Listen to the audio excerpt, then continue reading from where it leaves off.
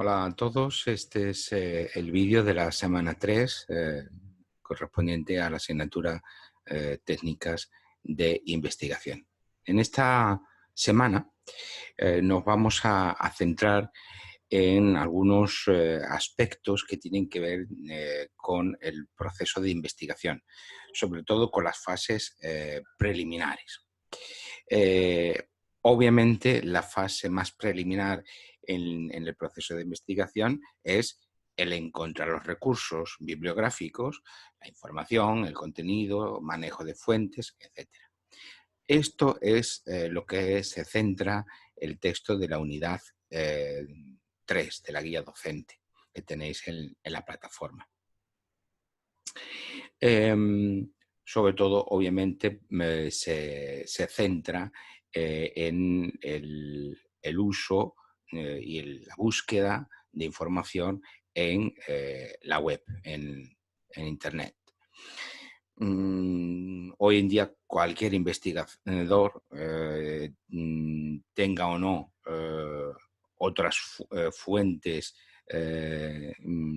disponibles, necesariamente tiene que contar con la búsqueda en digital. Como ya dije semanas anteriores, si no es vuestra primera carrera este grado de teología, pues ya estaréis acostumbrados al uso de fuentes y de búsqueda de información en la web. Y muchas de las cosas que aparecen aquí, pues ya supongo que lo sabréis. Pero si no, si es la primera vez, pues entonces hay distintas cosas que hay que tener en cuenta. Por un lado, que cuando buscamos información en Internet, no podemos simplemente poner en Google lo que queremos encontrar, lo que buscar y usar las primeras búsquedas, las primeras opciones que nos da el buscador, sino que debemos cribar la información, porque en la red está toda la información posible, pero no toda la información ni es de calidad, ni es información que va a ser pertinente para nuestra investigación, y hay que hacer un cribado de esa información desde diferentes puntos de vista. Y esto es lo que nos sugiere aquí la guía de estudio, con una serie de criterios que debemos valorar, que debemos pensar antes de dar por buena una búsqueda, una información, un contenido que hemos encontrado en Internet. Otra cosa muy importante es dónde buscar. Evidentemente, no todas las páginas son iguales, no todas las páginas responden a los mismos intereses, y hay que acostumbrarse a buscar en aquellos lugares donde sepamos que la información que nos están proporcionando es una información y un contenido de calidad. Para eso, una primera opción es buscar no en Google general, sino siempre en Google académico, porque ya sabemos que la información que vamos a encontrar ahí es una información que está citando artículos y está referenciando libros que son de uso corriente en el ámbito académico. Pero después, evidentemente, tenemos pues todo un conjunto de recursos, de páginas especializadas en diferentes ámbitos que a nosotros nos puedan interesar. Aquí en la unidad aparece un listado bastante bueno de páginas organizadas por diferentes temas que nos pueden servir como punto de referencia, como punto de partida para poder nosotros después también hacer nuestras propias búsquedas y encontrar también nuestros propios sitios web en función de cuáles son nuestros intereses de investigación y qué es lo que estemos trabajando en cada momento. En este sentido, no hay mucho más que comentar, simplemente pues tenéis ahí el texto de la unidad para que lo repaséis y lo veáis. Una cosa importante en todo lo que vamos a ver en esta unidad y las siguientes es que muchos de los documentos que os presento aquí no son documentos para leer una vez y olvidarlos, ni para tampoco memorizarlos, ni necesariamente para estudiarlos concienzudamente, sino para son documentos, en realidad documentos de trabajo, como esta guía que hemos comentado brevemente, o como los siguientes recursos que os voy a presentar a continuación. Son recursos que debemos hacerle una lectura preliminar para saber lo que dicen, sobre qué va el tema y tenerlo siempre pues, presente en nuestro ordenador, imprimirlo ya como cada uno trabaje y documentos y recursos a los que deberemos volver una y otra vez en esta asignatura, probablemente en las otras asignaturas que estéis matriculados en este primer curso, si es que estáis haciendo el curso completo o que os vayáis a matricular en el segundo semestre y el resto de la carrera. Sí, son documentos que tenemos que tenerlos ahí en nuestro escritorio, sea físico o sea virtual, para estar volviendo a ellos una y otra vez, porque son documentos de trabajo. Además de lo que es la guía docente de la unidad, que lleva el título Encontrar en recursos, que ya hemos comentado, os he preparado una actividad que es una wiki. Es para que entre todos, voy a cambiar esto aquí, se me ha quedado esto. Para que entre todos podamos compartir información. En podéis entrar aquí en la wiki que he preparado, que se titula Encontrar recursos académicos en Internet. Se basa en buscar webs que sean interesantes desde el punto de vista de Biblia, teología, historia, pastoral, filosofía, sociología, antropología, todas las disciplinas de las ciencias humanas que nos ayudan a hacer teología. Pero obviamente no me vale que pongáis las que ya están listadas en la guía, pues entonces no carecería eso de sentido. Entonces, lo que os propongo que busquéis, hagáis vuestra propia investigación en la web, busquéis al menos, por lo menos tres páginas y que las comentéis brevemente. Pues esta página me ha parecido interesante por esto o por lo otro, va de esto o aquello, la recomiendo por esto o por lo otro, el comentario que queráis hacer. Y también podéis interactuar con otros compañeros, que veáis que os ha llamado la atención alguna web que algún compañero ha puesto, ha encontrado y bueno, pues quiero hacer un comentario en referencia a uno u otro tema. Este tipo de actividades que estoy planteando en esta asignatura, soy consciente que no son muy habituales en el resto de asignaturas. Pero uno de sus propósitos es que rompamos la tendencia al aislamiento que ineludiblemente va inherente a los estudios en línea.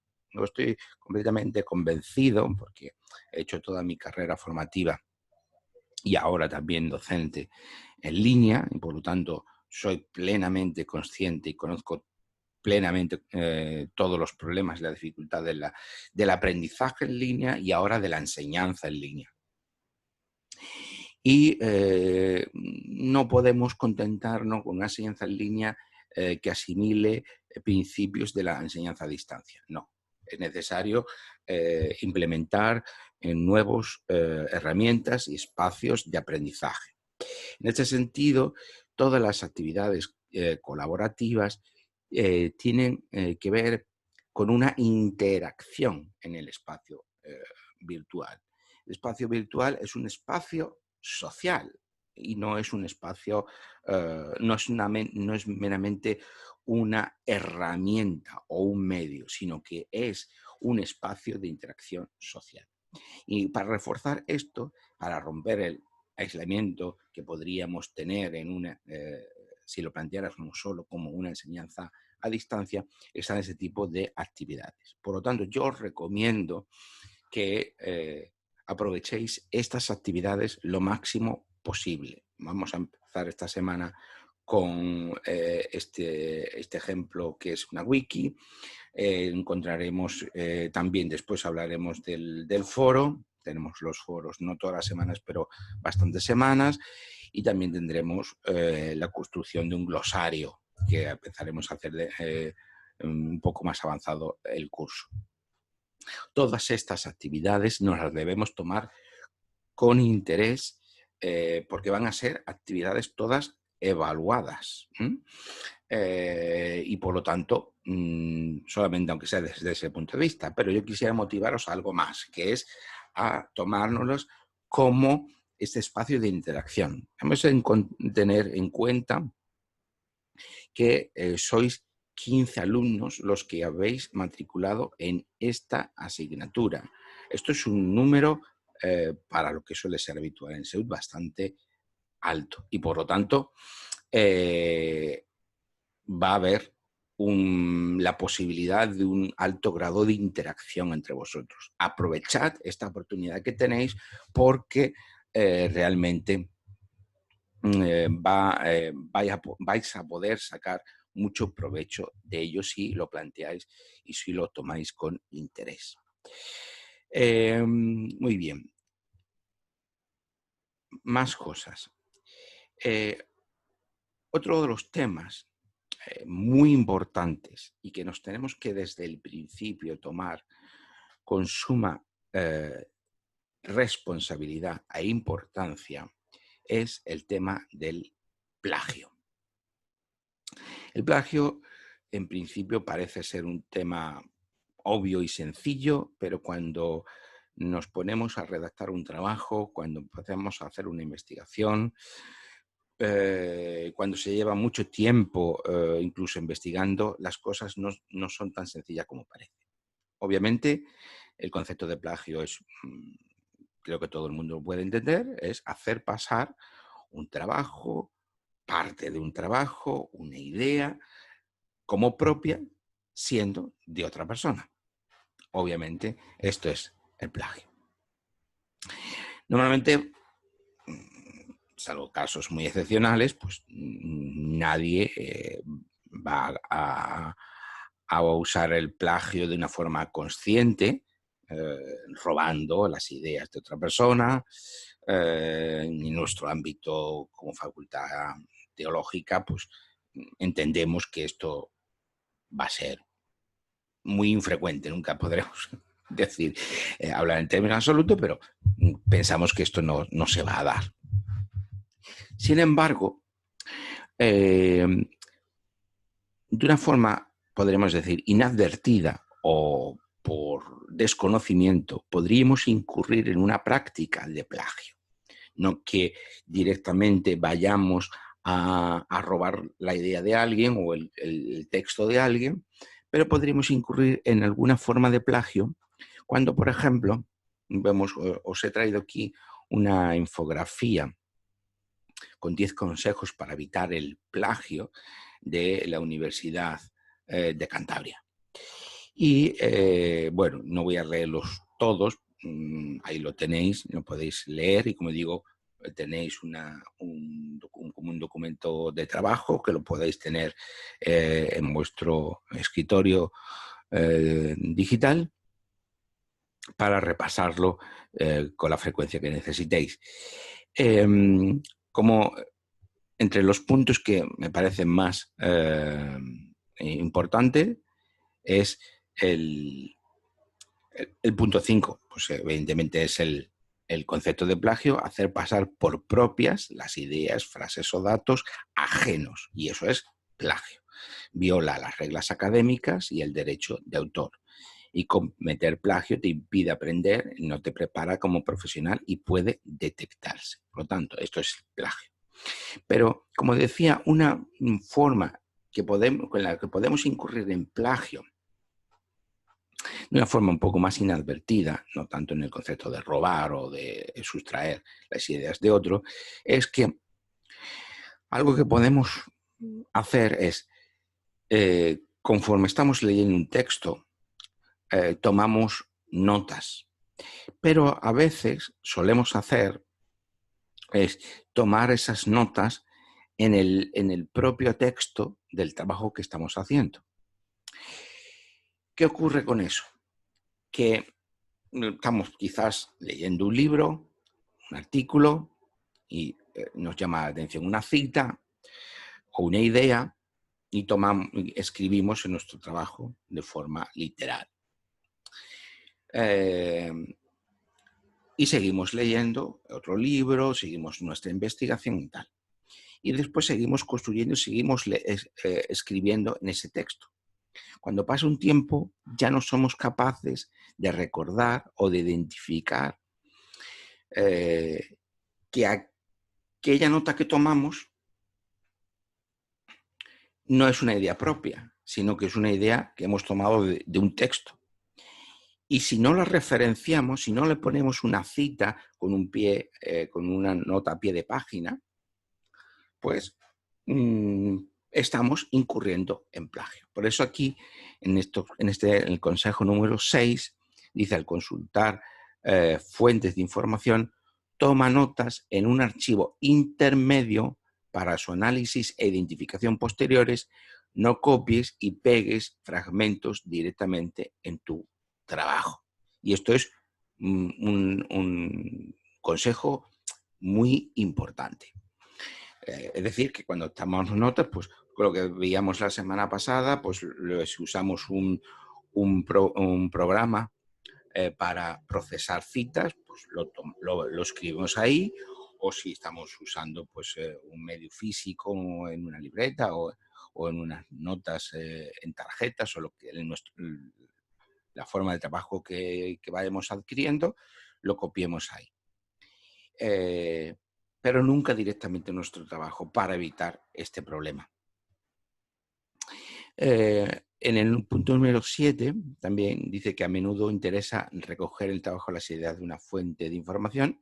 En ese caso, resúmelas con tus propias palabras, no con las que usa el autor, y cita la procedencia y autoría de las mismas. Volvemos a la misma idea, al mismo punto.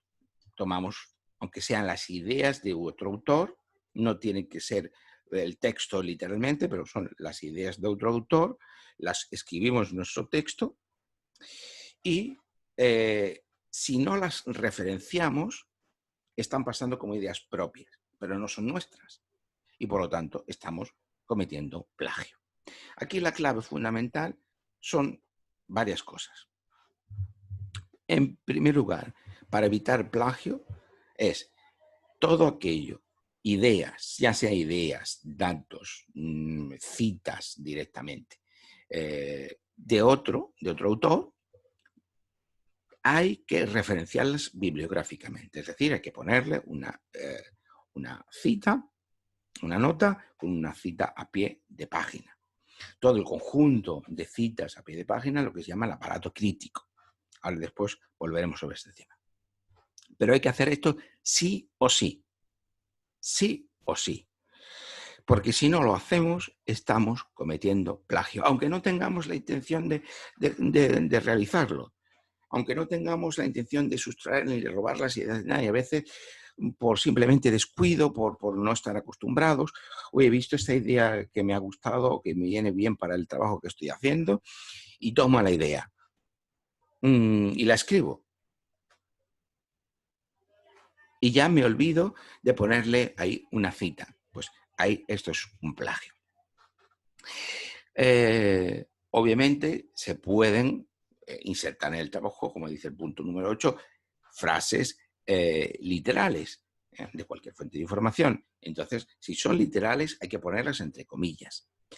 Si son las ideas de otra persona, pero que nosotros hemos cambiado, hemos adaptado, hemos explicado con nuestras propias palabras, pero no es una idea propia, hay que referenciarla bibliográficamente.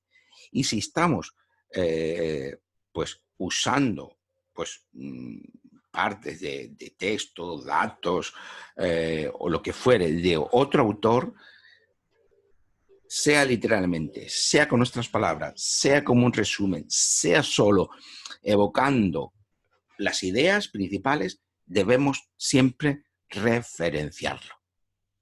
Porque todo lo que no esté referenciado en un texto aparece como propio. Pero si no es propio, estamos hablando de plagio. Y esto es algo que hay que tomarse en serio, porque se nos puede acusar de plagio sin que nosotros hayamos tenido la intención de hacerlo, y nos puede, aparte de arruinar un trabajo, pues evidentemente causarnos un desprestigio personal y profesional.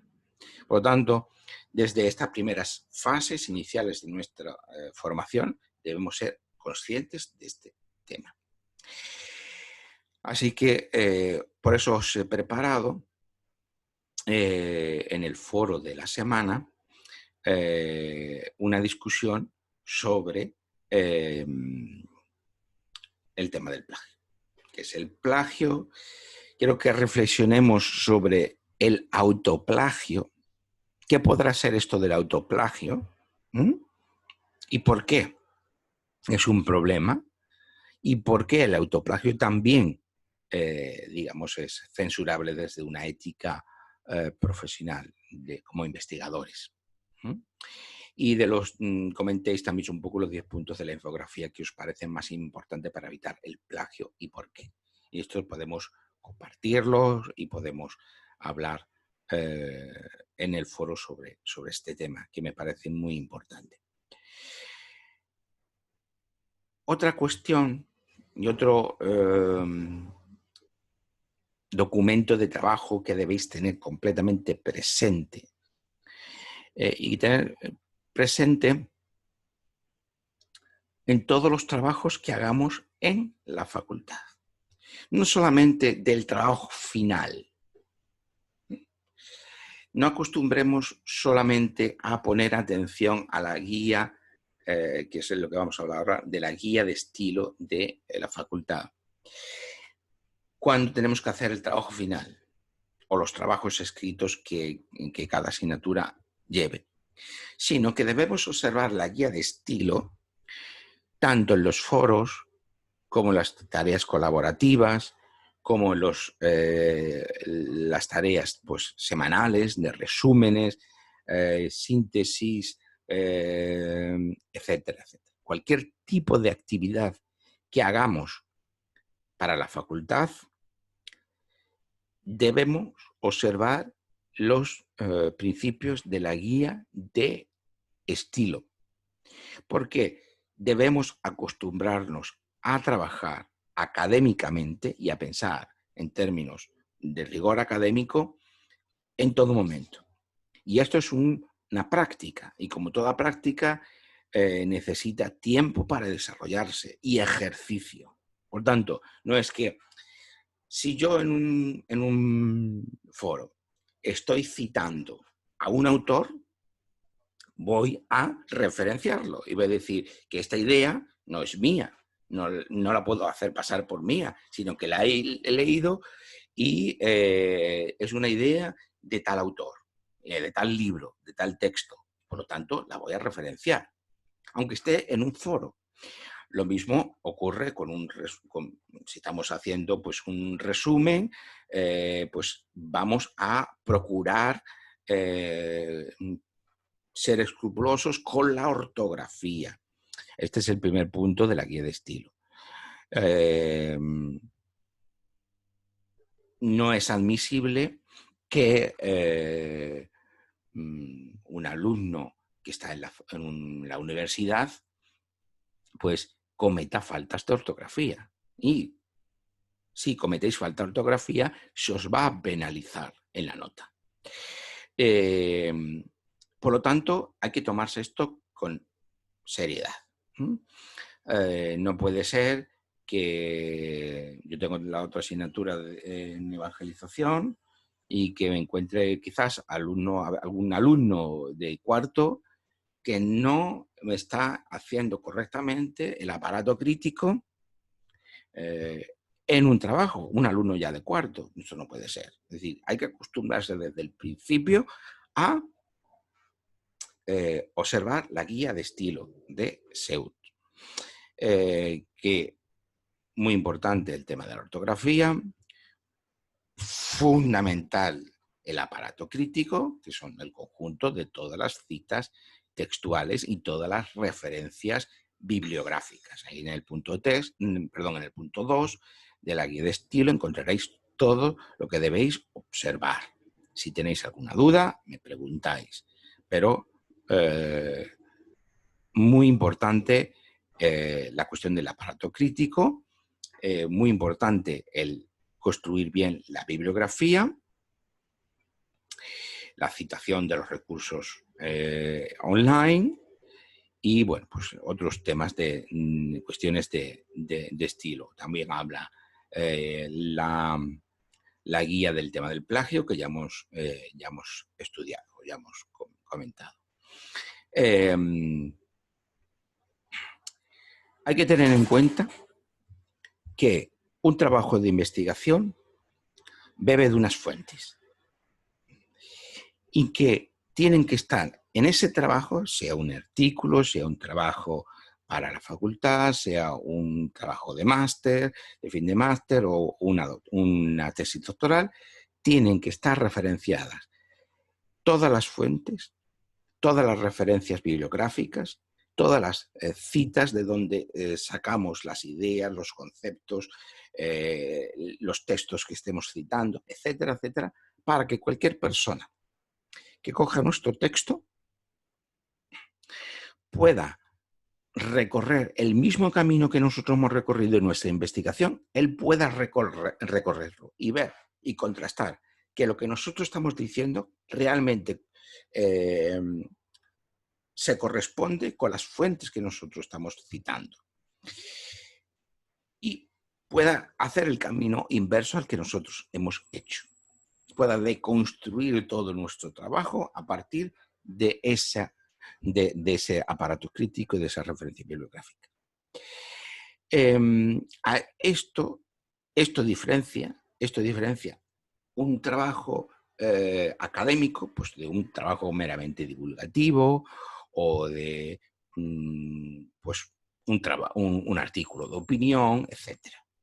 Y esto es muy, muy importante, que no lo perdamos nunca de vista. Por lo tanto, este documento de la guía de estilo de Seunt lo tenemos que tener ahí presente y consultarlo constantemente. Obviamente no tenemos que aprenderlo de memoria, pero que hay que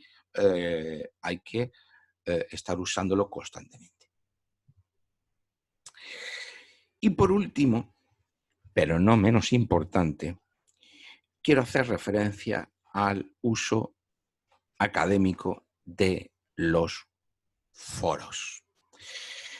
Esa asignatura encontramos foros, no todas las semanas, porque no he diseñado la asignatura de forma en que todas las semanas tengamos las mismas actividades para dar un poquito más de variedad y conseguir distintos objetivos de enseñanza.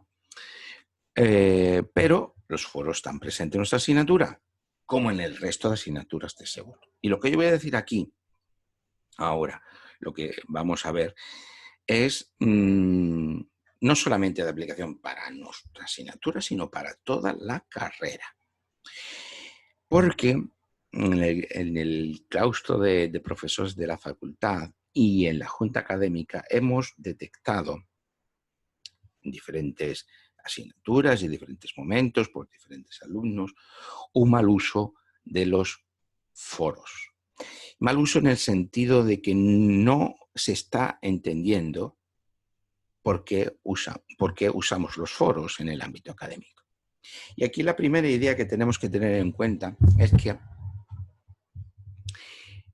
un foro académico, un foro que usamos con un propósito que no es otro que el de aprendizaje. Ya lo he comentado anteriormente. Nosotros, aunque nuestra facultad desarrolla toda su actividad en línea, no es un trabajo individualista ni solitario, ni es una enseñanza a distancia, sino que es una enseñanza y un aprendizaje. Vosotros os tenéis que convertir en aprendientes autónomos, pero que trabajan en colaboración con otros aprendientes, que son vuestros compañeros. Por tanto, el foro académico, el foro en la facultad, no es un foro de Internet que se usa para confrontación, que se usa para discusión, que se usa para entretenimiento. El foro no es la actividad de la semana para relajarlos un poquito de las lecturas y de la actividad escrita de la semana y tal, y entonces voy a entretenerme un poco en el foro o a descansar un poco. No, no, no, no. El foro es una actividad más evaluable y que sirve para seguir aprendiendo y que sirve para seguir desarrollando lo que estamos viendo en el resto de partes de la asignatura o de actividades de la semana. Es para dar continuidad a esto que estamos aprendiendo esta semana, a este tema, a esta reflexión, a esta idea, lo que sea. Y además lo hago en cooperación y colaboración con el resto de compañeros, con el resto de aprendientes y con el profesor de la asignatura. De forma manera que, por ejemplo, en el foro, yo como profesor, en un momento determinado, puedo estar introduciendo un tema nuevo, un aspecto nuevo de aquello que estamos viendo en la semana, para seguir aprendiendo y para abrir una nueva línea de conocimiento o de reflexión. Puede ocurrir, y algunas veces lo hago, que estoy en el foro colgando un artículo, por ejemplo, que tenga en relación con lo que estamos viendo esa semana y que nos va a servir para aprender cosas nuevas, para seguir reflexionando, para seguir desarrollando ideas, y todo eso sirve para nuestra formación. Por lo tanto, algo que quiero que nos metamos la cabeza desde el principio es: el aprendizaje en línea es un aprendizaje que se hace en un espacio virtual, que es un espacio social de aprendizaje colaborativo y cooperativo. No tenemos que competir en los foros para demostrar quién sabe más. No tenemos que buscar la confrontación para salir victorioso de una batalla dialéctica. Esto no es el foro. Voy a decir una cosa que quizás os parezca muy fuerte, pero no, como profesor, no me interesan vuestras opiniones personales. Podéis pensar lo que en conciencia consideréis adecuado. Podéis creer aquello que en conciencia consideréis ajustado a la palabra, que tiene más base en las tradiciones eclesiales o de pensamiento cristiano, o cualesquiera otras fuentes de autoridad o legitimación que queráis. Pero no es esto lo que buscamos en el foro. Lo que buscamos en el foro es seguir aprendiendo. Y seguir aprendiendo además con los criterios académicos que son de aplicación al resto de actividades de la facultad. Por lo tanto, la guía de estilo también se aplica al foro. Por lo tanto, el rigor académico también se aplica al foro. Esto es muy importante. ¿Por qué? Porque nos va a permitir sacar el máximo partido a esta herramienta. Cada una de las actividades que el profesor plantea son maneras de conseguir unos objetivos pedagógicos. Y hay una intencionalidad detrás. Y los alumnos deben aplicarse con la mayor intensidad y rigor y responsabilidad posible. También en los foros. Por lo tanto, os he puesto ahí, perdonad quizás el exceso de énfasis, pero es que lo decimos porque se ha venido detectando deficiencias a lo largo del tiempo en esta herramienta. Por lo tanto, queremos corregir esto. Y por eso os he puesto también un pequeño vídeo con una serie de recomendaciones de cómo debemos usar los foros. Y por lo tanto, pues tomad nota de el contenido de ese vídeo y implementar esas recomendaciones. ¿De acuerdo? Como veis, esta semana tenemos un montón de recursos distintos para estar usando a lo largo de toda la asignatura y de toda la carrera. Como veis, estoy procurando que sentemos unas bases fuertes y firmes en nuestra asignatura que nos vayan a servir para todo nuestro futuro de investigación, docente, profesional, pastoral, ministerial, etc. Sentar estas bases, muy importante. Ya las semanas anteriores hemos visto una introducción a qué es la teología, a la vida intelectual y académica, y esto me parece, ya ahora estamos entrando en materia. Y esto todavía estamos en una fase preliminar, pero es muy importante que seamos capaces de interiorizar todas estas cosas porque nos van a evitar muchísimos problemas y trabajo innecesario o en determinadas circunstancias, situaciones embarazosas. Bueno, lo dejo esta semana aquí y ya nos veremos en el vídeo de la semana que viene.